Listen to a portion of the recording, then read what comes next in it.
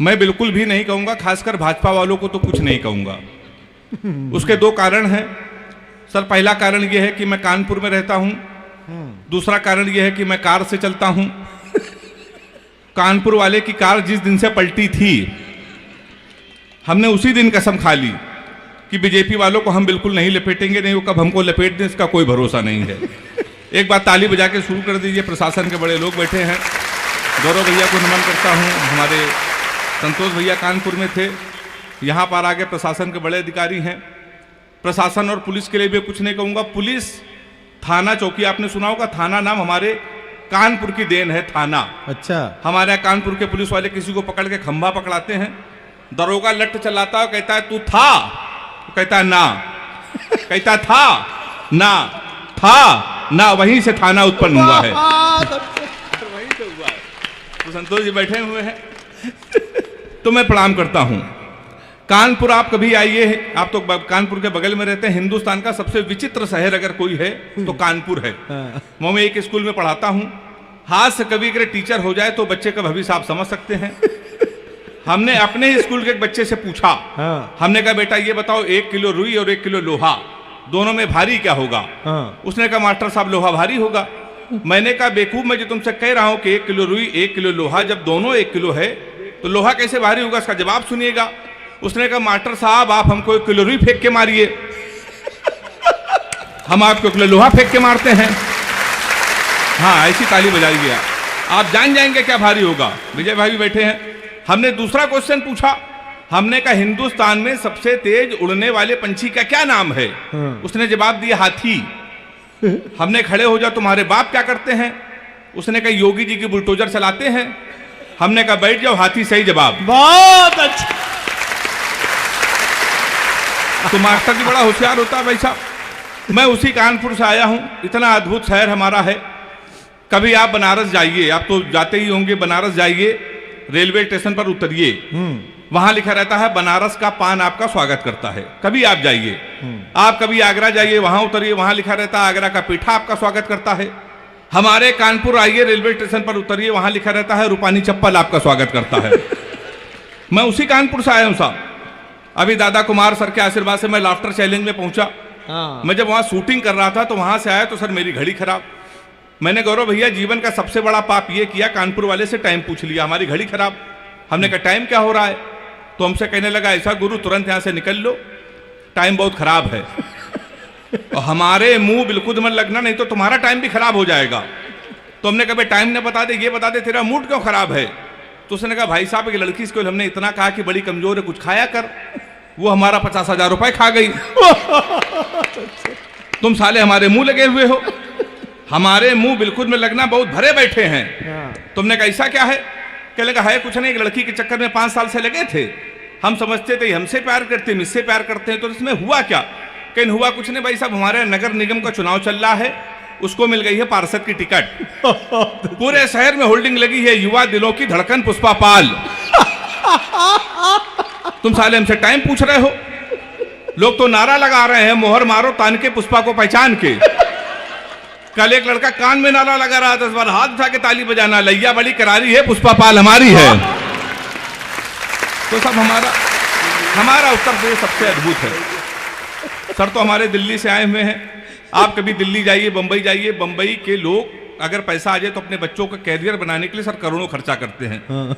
हरियाणा के लोग अपने बच्चे को स्टार बनाते हैं, स्पोर्ट्स में भेजते, करोड़ों खर्चा। उत्तर प्रदेश एक ऐसा प्रदेश है जहां कैरियर बनाने के लिए कोई खर्चा नहीं। 250 का कुर्ता लीजिए, 350 का सफेद पैजामा, 50 रुपए का काला चश्मा, 40 रुपए गले में डालने वाला अंगोछा। हमारे यहाँ तैयार हो जाता है युवा हृदय सम्राट। ये केवल हमारे उत्तर प्रदेश में होता है सर। तो मैं उसी उत्तर प्रदेश का रहने वाला हूं। लोग बड़ी तुलना करते हैं तुम्हारा उत्तर प्रदेश कितना नकारा है, कितने आलसी लोग हैं। अभी जब हरियाणा के बच्चे ने भाला फेंक के स्वर्ण पदक जीता, तो एक वीर रस के कवि ने हमसे कहा अगर यही भाला हम पाकिस्तान में फेंक दें, पाकिस्तान तो निपट जाएगा। हमने कहा इसमें हिंदुस्तान की बेइज्जती है, भाला इतना बड़ा, पाकिस्तान इतना बड़ा। 4 लाइन में मैंने पाकिस्तान को निपटा दिया है। अगर वो निपट गया हो तो मुझे तालियां बजा के मुझे बताना।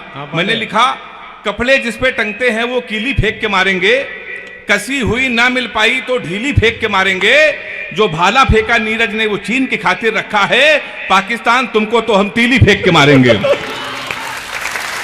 हम लोग सब ऐसे ही निपटा देते हैं पाकिस्तान को। लोग बड़ी तुलना करते हैं, पाकिस्तान हमसे कहता है हम कश्मीर ले लेंगे, कश्मीर ले लेंगे, कश्मीर ले लेंगे। हमने कहा बेवकूफ पाकिस्तान, सीमा हैदर तो हमसे ले नहीं पा रहे हो, तुम हमसे कश्मीर ले लोगे। तो लोग बड़ी सब तुलना करते हैं कि हरियाणा के लोग स्वर्ण पदक जीतेंगे, उत्तर प्रदेश के लोग कितने नकारा हैं। हमने कहा इसमें बहुत बड़ा अंतर है। हरियाणा का बच्चा सर सुबह 4 बजे जगता है, सबसे पहले जाता है जिम, 4-5 घंटे जिम करता है, वहां से आता है 4-5 किलो फल खाता है, वो सो जाता है। शाम को 5 बजे फिर वो सो के उठता है, फिर वो जिम जाता है, फिर 4-5 किलो फल खा के 2-4 घंटे टहल के सो जाता है। हमारे उत्तर प्रदेश के लड़के कानपुर मल्लावा के 9:30 बजे सुबह सो के उठते हैं, वो भी तब जब उनका बाप उनको लतियाता है। सबसे पहले वो जाता घर के नजदीक पुलिस चौकी, दरोगा के साथ एक सेल्फी लेता है, फेसबुक पे पोस्ट करता है, नए चौकी इंचार्ज रामकिशोर कनौजिया भाई साहब का सानिध्य प्राप्त हुआ। ताली हाथ उठा के बजाय एक बार जोरदार। क्या बारीक बात पकड़ी है भाई। ये हमारे उत्तर प्रदेश में होता साहब। शाम को वो सो जाता है, शाम को जब वो सो के उठता है संतोष सर, तो 7-8 लड़कों से जो बियर की बोतल खोलता है, उसी दरोगा को प्रेशर में लेने के लिए स्पीकर खोल के फोन करता है, दरोगा जी नमस्कार, पहचाना? अब दरोगा जी समझते गुरु उस समय इसके मुंह न लगो, इस समय तो उसके लगी हुई है। दरोगा उसका फोन काट देता है, फिर वही दरोगा 12 बजे मारते मारते उसको थाने लेके आता है।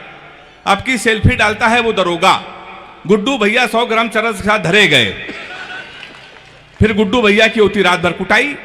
3 दिन बाद लोकल विधायक उसकी पैरवी करता है, फिर वो छूट के आता है, फिर वो विधायक बनता है। हम कवियों को बुला के सुनता है, ताली बजा सकते हैं। गौरव भैया यहाँ के लिए नहीं है, हमें सुरक्षित कानपुर भी जाना है। तो हमारा उत्तर प्रदेश बहुत अद्भुत है। 2-4-5 मिनट केवल मैं आपके और रहूंगा। रश्मि जी, गजेंद्र प्रियांशु जी श्रृंगार के बहुत बड़े कवि हैं। ये लोग आएंगे, आपको प्यार मोहब्बत की बातें बताएंगे, भटकाने की कोशिश करेंगे। मैंने प्यार मोहब्बत के विषय में सर कोई कविता नहीं लिखी, ऐसा नहीं कि कोई प्रेमिका नहीं है। योगी जी की सरकार, जब योगी जी की सरकार उत्तर प्रदेश में नहीं थी तो 15 प्रेमिकाएं थीं। जिस दिन योगी जी उत्तर प्रदेश के मुख्यमंत्री बने, हमने सबसे राखी बंधवा लिया, क्योंकि सर्वाधिक कुटाई किसी की यूपी में हुई तो प्यार करने वालों की। तो मैं प्यार मोहब्बत से बहुत दूर रहता हूं सर, दूर से ले रहता हूं। लड़कियों की बीमारी है, किसी लड़की से कोई क्वेश्चन पूछ लो तो इतना उठपटांग जवाब देती हैं।